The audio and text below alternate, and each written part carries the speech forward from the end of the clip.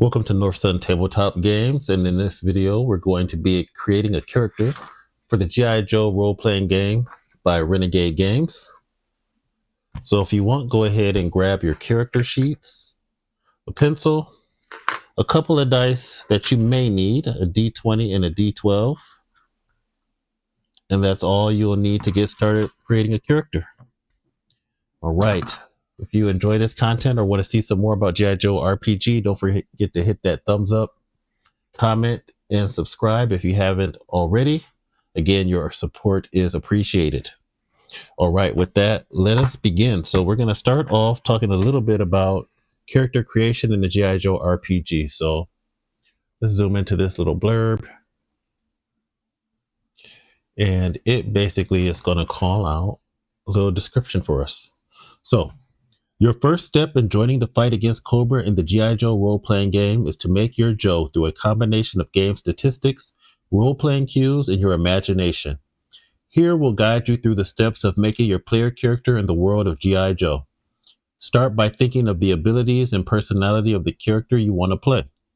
Are they a proud officer like Duke, a wisecracking saboteur like Tunnel Rat, a cunning spy like Scarlet, or a martial artist commando like Snake Eyes?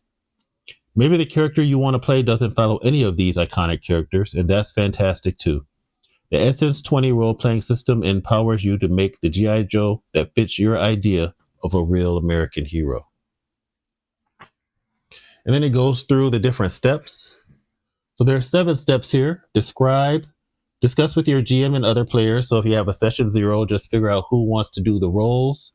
You want a tank, DPS, healer, character concept, and then you get your starting essence. So we'll be going over starting essence, influence, origin, and creating a role. Those are basically the steps to do your character. And we'll jump right in. So once you've figured out your group's concept, what you want your character to be, we're going to talk about getting your essences set up. So the first step is you are going to get 12 essence points to assign to your attributes. So you're going to start with 12. And I jot down a little note here. At the end, you're going to have 16 points. So your starting essence is 12. As we go through the steps, you'll add 1 more point from an origin, and then you'll add 2 more points from your role. And every role has 3 focuses where you can pick one, and you'll get another point from your focus. So at the end of having your character created, you should have 16 points in your attribute skills. So essence scores are your attributes. Let's look at those here. So we have 12 points to start with. We've got strength for bodily power and endurance, important for renegades and rangers. Speed, agility, balance, and reflexes, important for commandos and infantry. Smarts, awareness, mental acuity, intuition, and analysis, important for technicians. And social, confidence, poise, charisma, and leadership, important for officers and vanguards. Now, if you go to your character sheet, you'll see your essence scores here. And essence scores would just be considered attributes in other games. And your essence score you apply points to, and for each essence score, you then pick a skill underneath it. So for strength, we've got athletics, brawn, conditioning, which will increase your health, intimidation, and might.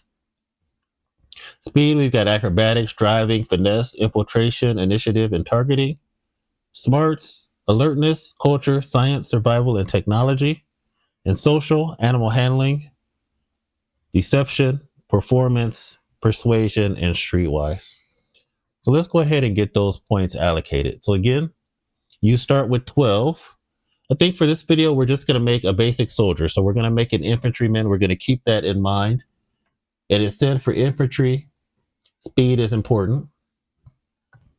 So let's put 4 points in strength, 4 points in speed, 2 points in smarts, and 2 points in social. That gives us our 4, 8, 10, 12 points for our starting essences. And once you do that, you have to allocate that to the different skills to see how many dice you would get for rolling. So each skill has instead of a stat modifier in the G.I. Joe RPG, you roll your D20 followed by whatever die is the highest die in your column. Unless you specialize where you can put a special skill in there, and then that has some different rules. But for now, let's pick our 4.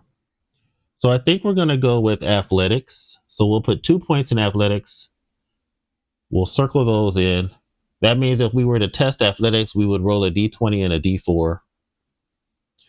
We'll put 1 point in intimidation. Actually, we'll put 2. So 2 in intimidation and 2 in athletics. For speed, we'll put 2 points in targeting. We'll put 1 point in initiative.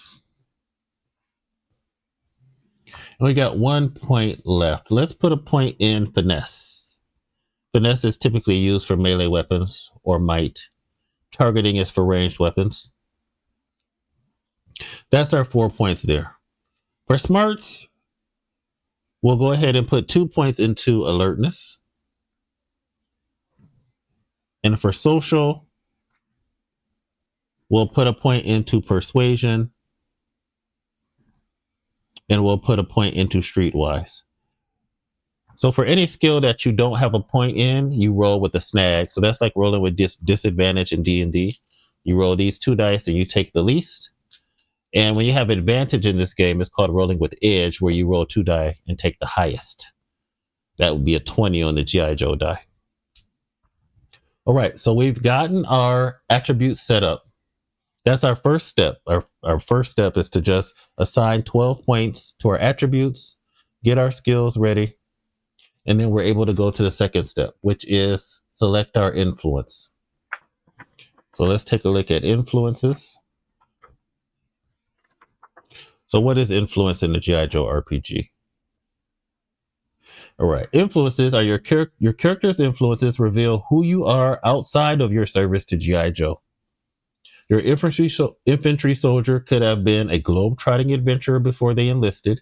Your commando might be a gearhead with a passion for technology that's grown since childhood. So these are the different things that's influenced you. And there are a number of influences to choose from.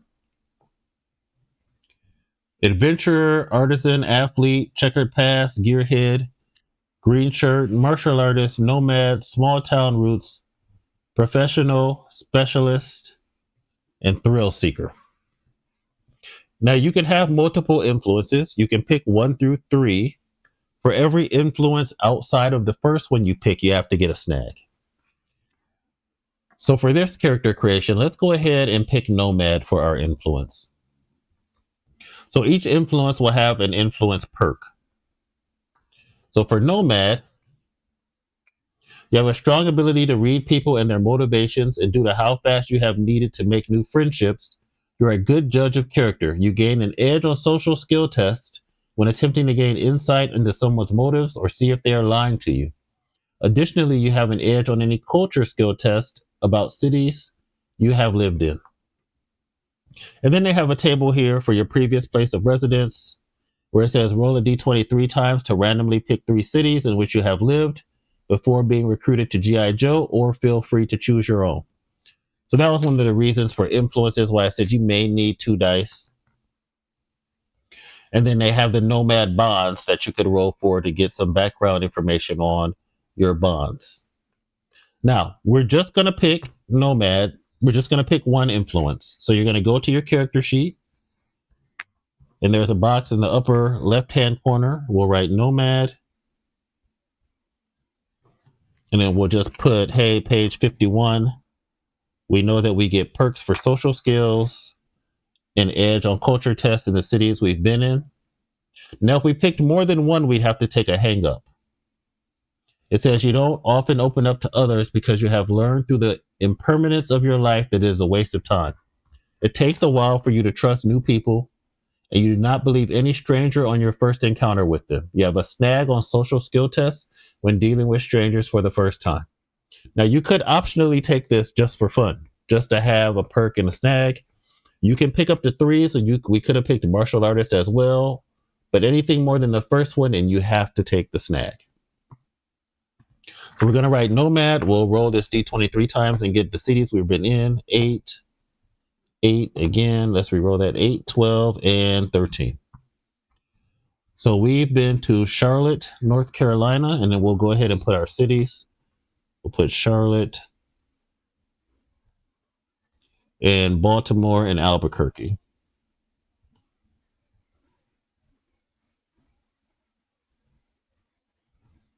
So North Carolina, Maryland, New Mexico.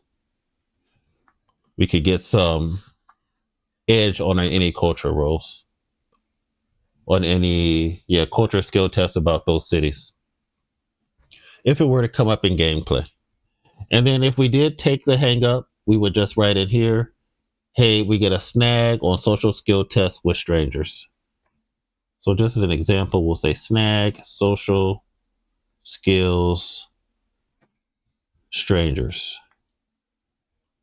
And that's just the first time you're dealing with them. And that's an example of picking your influence. Now, with that, you also have bonds. Now, you can pick a background bond, which just gives you a little more flavor into your character, or you can roll for it. And we'll just roll a d12 because there's 12 items in the list. So 5. I lost touch with someone I cared about in a previous city, and I hope to reunite with them one day. So you can write that in your background bonds. So on the second page of the character sheet, we'll put lost contact, old city. And that doesn't have any dice benefits like snags or edges that correlates with that. It's just some background info to help you build your character. And that's our influences. So the next step we're going to go to is origins. So again, just to recap, we filled out our attributes, we've selected our skills, we've got our influence, which represents what was influencing us as we were younger before we joined G.I. Joe. And now we're going to go to our origin. Now our origin,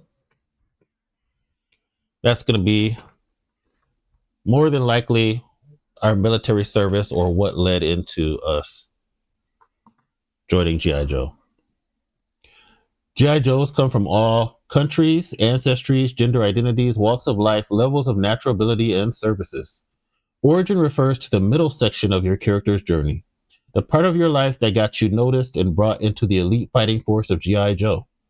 A G.I. Joe origin primarily centers around what branch of the military, if any, they served in before recruitment. Your choice of service affects many aspects of your character. It establishes qualities that exist throughout your character's career with the Joes, determining the skills you gained on your path to joining an elite mobile strike team. When making this decision, keep in mind the kind of character you want to play. For example, time and intelligence can sharpen your character's skill as a commando. Time in the army makes a tough vanguard, and someone with a comms or engineering background can make a good technician. All right, so you're going to pick our origin. It'll give us an essence increase, an origin skill, starting health, movement, and language. So when we pick our origin, those are the items we're going to get. Again, an essence increase. So this will be that +1 I talked about earlier. This will be the first time we increase one of our attributes. An origin skill, starting health, movement, and languages. An origin benefit, each origin gives a perk as part of its training that applies to your character's life as a member of G.I. Joe. So we can be in the Army, Navy, the Air Force, non-branch specific first responder origins, different examples from the military, covert operations, intelligence origins, non-military. And even if you pick something like the Navy, they have other origins like Marine infantry, but you would use the Army soldier option instead. Marine aviator, use the Air Force. So you can really kind of drill down. Navy SEALs or Marine Raiders can use covert ops. So it's up to you what you want to use. But for this infantryman, let's just start off. We'll just make a basic sailor. So since we're on the Navy page, we are going to write origin, Navy, and then we're going to put sailor. So origin, Navy, sailor. And then we go over here to the section to see what we get. So it says essence score increase. Increase your strength or smarts by 1. Your origin skill. So even though we're going to increase our strength or smarts by 1, we still have to pick the origin skill listed beneath it. So we can only increase athletics, brawn, might, conditioning, alertness, or culture. The skill training must be in the essence, taking in your essence score increase. So let's add 1 to strength. So we're going to pick strength. And then that will go from 4 to 5. And we'll pick conditioning. So we'll add 1 to our life when we get to our life. Next, it says your starting health. You begin play with 2 health. Okay, so we start with 2 health, but we just added 1 to conditioning. So we're going to go ahead and write a 3 up here for now. Movement, our base ground movement is 30 feet. You also have swim movement of 30. So in our movement box, we're going to put 30. And then I'll put /30 swim.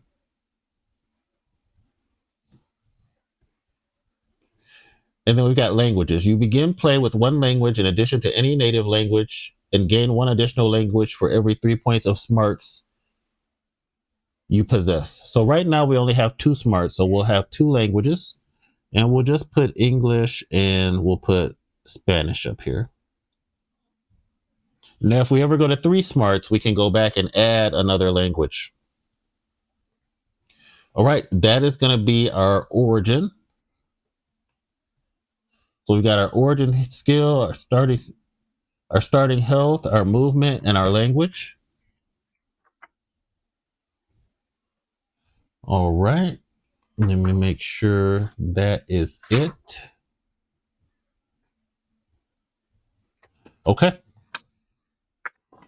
So we've got our Navy origin information all taken away.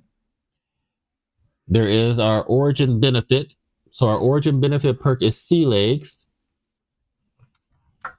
Your life at sea has made you more steadfast, and you get an edge on athletic skill tests when losing your balance. Okay, so let's go ahead and go back here to the perks. We'll say sea legs,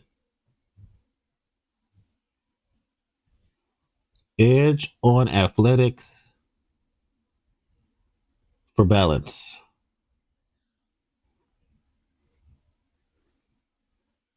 All right, and that's going to complete our origin setup. And then last but not least, we will select our role. All right, so let's take a look at roles, and then that'll pretty much be our first character wrapped up.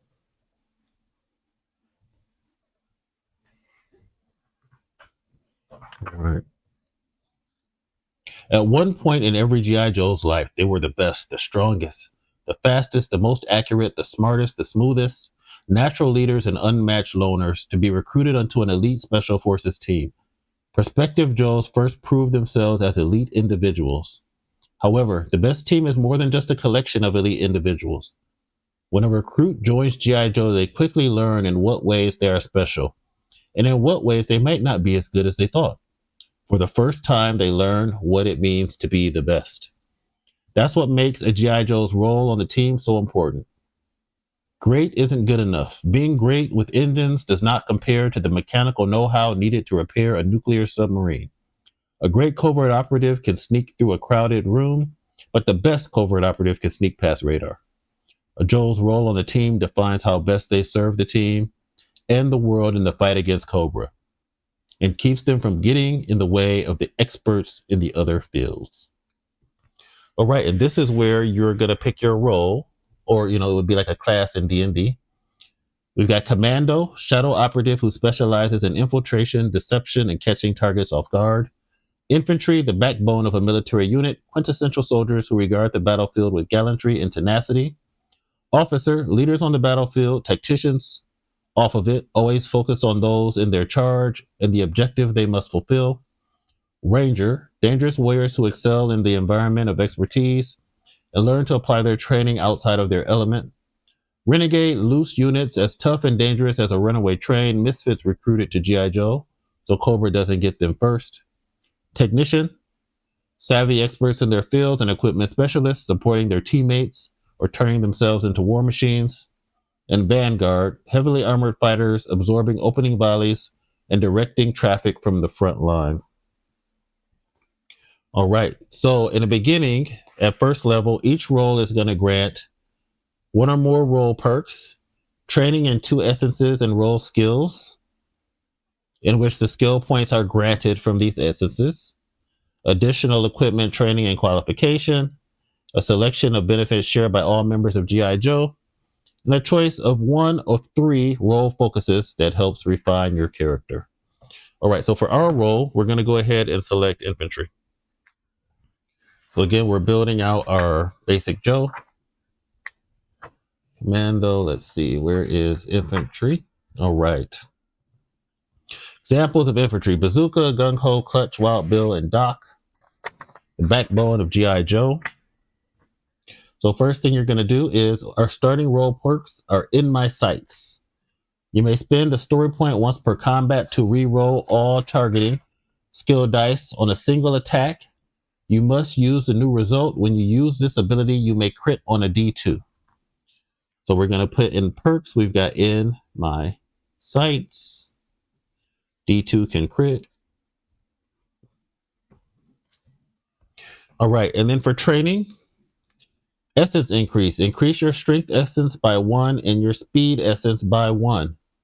You get an additional essence increase based on your focus detailed below.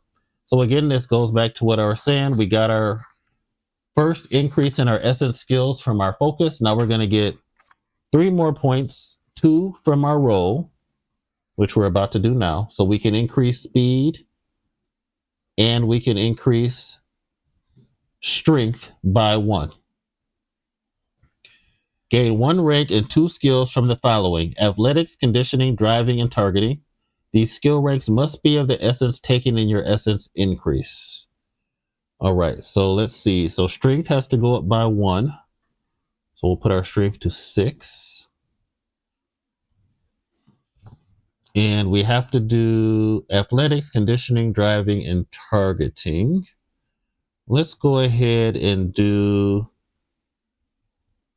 Okay, with sea legs, let's get another point in athletics. And then speed, driving, or targeting. So our speed is going to go from a 4 to a 5. And let's go ahead and put a point into driving so that we don't have to roll with a snag if we're using a vehicle. All right, so we've got our training completed.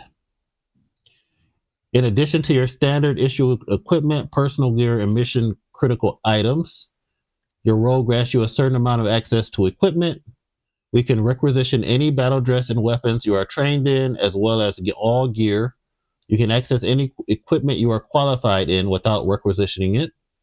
So we're trained in light, medium, and heavy armor. We would have to requisition that.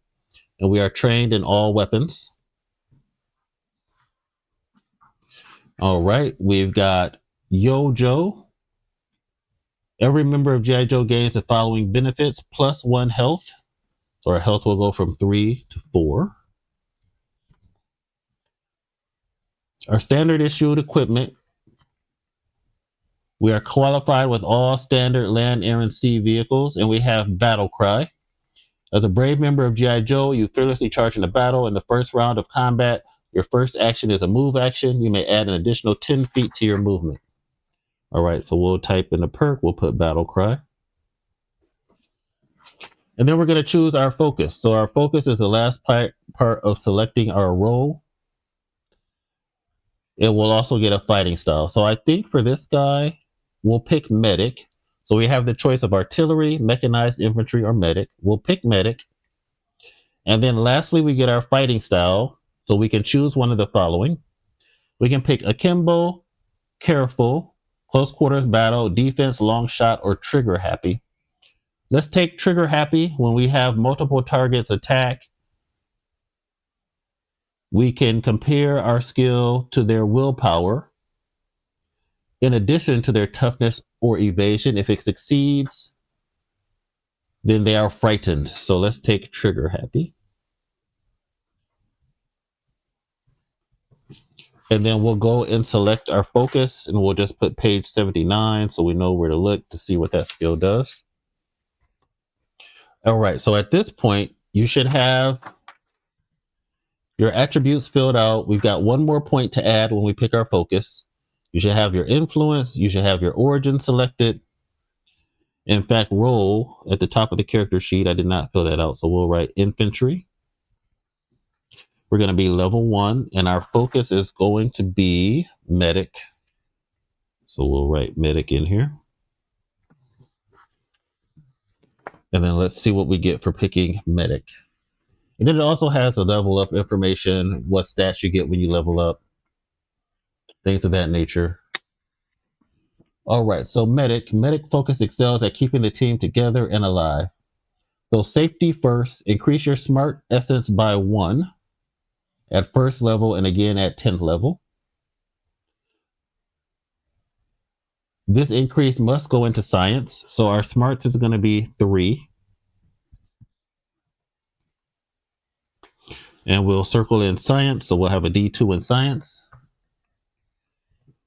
And we'll get a limited medicine kit that does not count against our requisition budget. So we'll go to gear and we'll put limited medicine kit.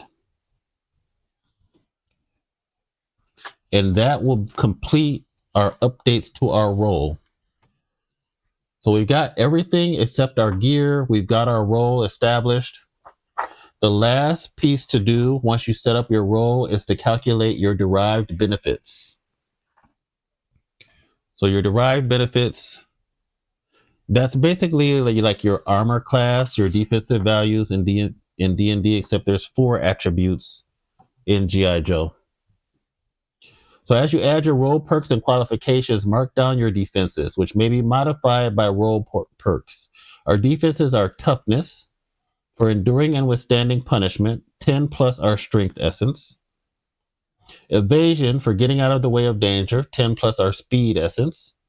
Cleverness for using reason and intellect to overcome befuddling conundrums, 10 plus our smarts essence. And willpower for resisting outside influences from peer pressure to mind control, plus 10 to your social essence.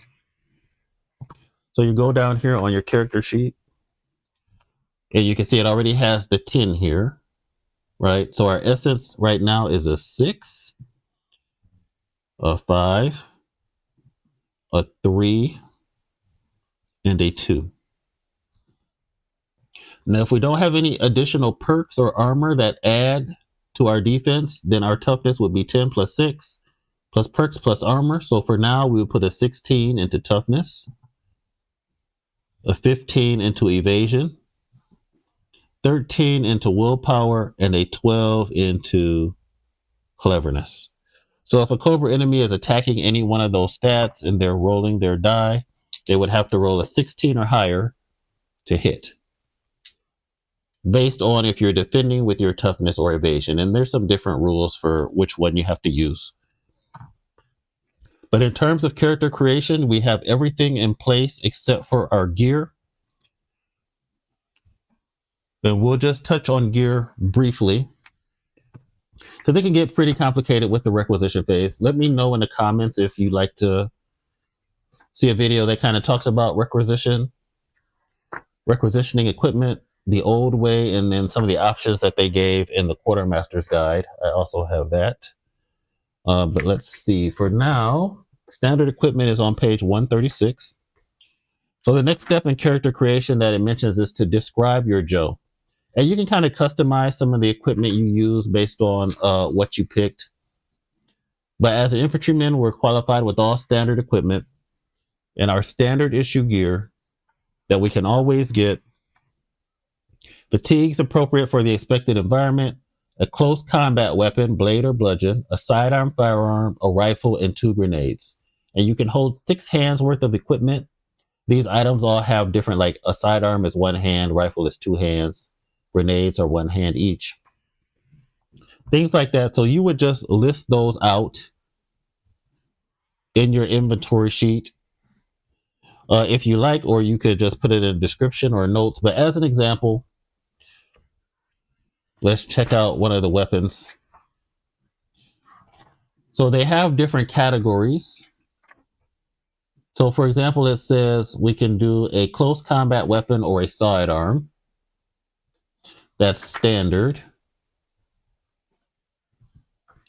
So we'd want to go take a look at the weapons list. Close combat. All right, so we have two choices here. We got close combat blade, close combat bludgeon. And let me move this down a little bit so you can see. As an example, close combat blade, close combat bludgeon. So we could pick one of those. It has common examples. So you can say boot, knife, hand axe, or cleaver, bat, baton, stick, or wrench. So even though it's giving you the generic description, you can decide what weapon it is you want that weapon to be, and then it tells you what you have to use to hit with it. So you would use finesse or might. Finesse or might. So if we look at our character, I think we only put something in finesse. Right, so for might, we didn't add any skills. That'd be a snag. Finesse, we have a D2. So we could say, hey, let's get a close combat blade. We'll say he has a boot knife. And we just write boot knife in here. And then you could list the other ranges that it has and if it has any effects. And that's all listed in the book. Range for the weapon is reach. So it has to be within reach. And then it's one hand. So it takes up one hand slot. Then if it has any traits, the traits are martial art, sharp, and silent. I won't list that right now. And then attack. Attack, we can write our dice. So right now we have a D2. So if you just wanted to write like a D2, it'll remind us of what we roll. And effects, it does 1 sharp damage. And you do a similar thing for the other weapons. So if you wanted a sidearm, you'd have to look for something standard that says sidearm. So you look at pistol. Targeting, since it has the keyword side, you know that can be a sidearm. And then common examples are handgun and revolver, a standard one-handed firearm. So we'll put revolver. And then for range, you would see 25 to 80. So anything over 80 would have a snag. It's one hand. And then you list any traits. Its traits are blunt, are ballistic. So then you could write your traits in there. And then for attack, pistols use targeting. So just like it says targeting here, side that tells you what the skill is. We look at our targeting skill. So we had a D4 in there. So we know we'd roll a D20 and a D4. And then effect is 1 sharp damage because G.I. Joe is a high defense, low damage game. And then if it has any other alternate effects or upgrades. But you continue to do that with any weapons you want. And then if you upgrade them in the future or requisition something different. Same for your armor and gear, you do that. And then based on what armor you get, if it increases your toughness or defense, you'd go to the front page, you'd add that bonus here, and then just increase the relative stat. And that's it. That's your first character created for G.I. Joe. I know we went into some details. I think describing your character is the last thing they mention as part of the setup rules. They kind of say, describe your character, form your squad. So you want to add some flavor to this, a code name, whether you want them to be male or female, etc., all those different things. There's also a section up here for attacks for your weapons too, where you could, if you don't want to write the weapons info back here, you have another section on the character sheet where you could just write your gun, the range, the attack, and put some notes there as well. All right, I think that's it. I think we're going to wrap up for today. Very fun game. Again, this has been a video on character creation for the G.I. Joe RPG. I hope this will help you get a character or two created for yourself. Don't forget to hit that thumbs up button, comment, and subscribe if you haven't already. And as always, thanks for watching and have a great day.